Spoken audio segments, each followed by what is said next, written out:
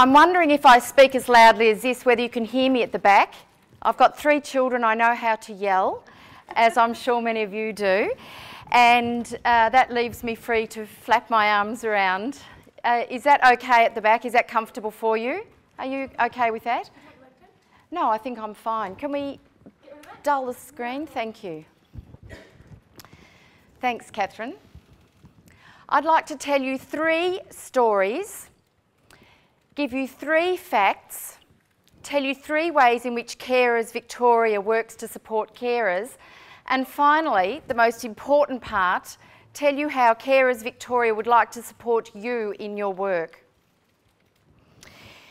Before I tell my stories, I wonder if anyone is in the market for a new job. If your manager's here and you want to be quiet about it, that's fine.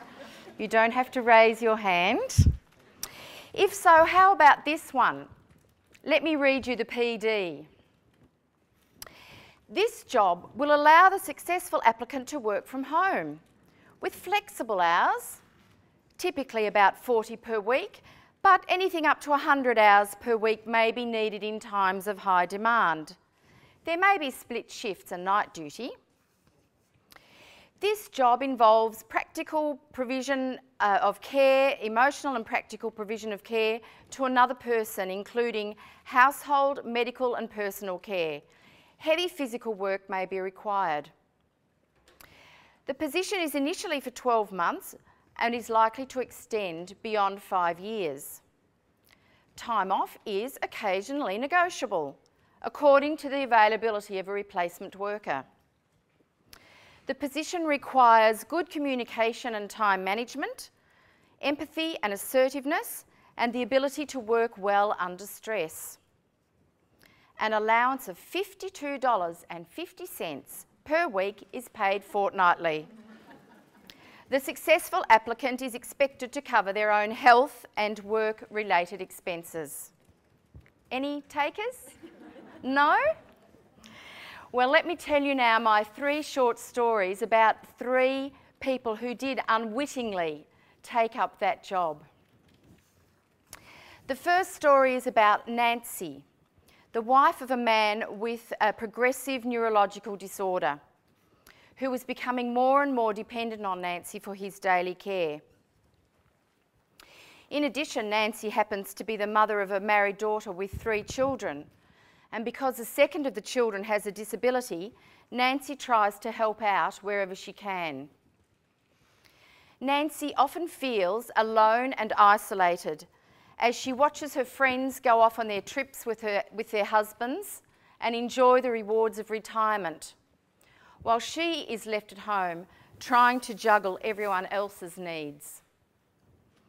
We call Nancy a carer because she is taking on roles and responsibilities above and beyond those we would expect a wife, a mother or a grandmother to undertake. It looks like Nancy has a job for life, and we know that anyone at any time can become a carer. The second story is about a couple, Margaret and Kenneth, who are parents of an adult child with a disability. They gave birth to him in an era when you either put your child in an institution and left them there, or you took them home to cope alone without any help. And they chose to take their son home and devotedly cared for him all his life, making his needs the centre of their existence. And now they're well into their 80s. And now they ask, who will care for our son when we die? Who will love him with the tenderness we've always shown him? Margaret and Kenneth often feel alone and isolated, watching the few friends they have left celebrating the birth of grandchildren and great-grandchildren. And we call Margaret and Kenneth carers because they've taken on roles and responsibilities above and beyond those we would expect parents to undertake. They certainly have had a job for life. And of course, anyone at any time can become a carer. The third story is about a young boy called Troy. Troy is in year 8 and is the kind of kid who arrives at school late, homework not done, looking dishevelled. He sits at the back of the class, not really engaging with his teacher or the other students or the subject matter. But unbeknownst to those at school, Troy has already done a couple of hours of work at home before coming into the classroom. His mum has a mental illness. His dad left long ago because he couldn't cope. So Troy gets his younger siblings their breakfast, makes sure they go off to school, cleans things up a bit, makes sure mum has her medication. And after school, there'll be more of the same. And Troy often feels alone and isolated, although he doesn't know how to articulate those feelings.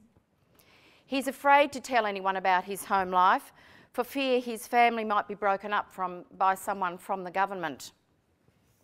His own needs, even basic needs like nutrition, are often unmet. Troy is highly unlikely to complete his secondary education.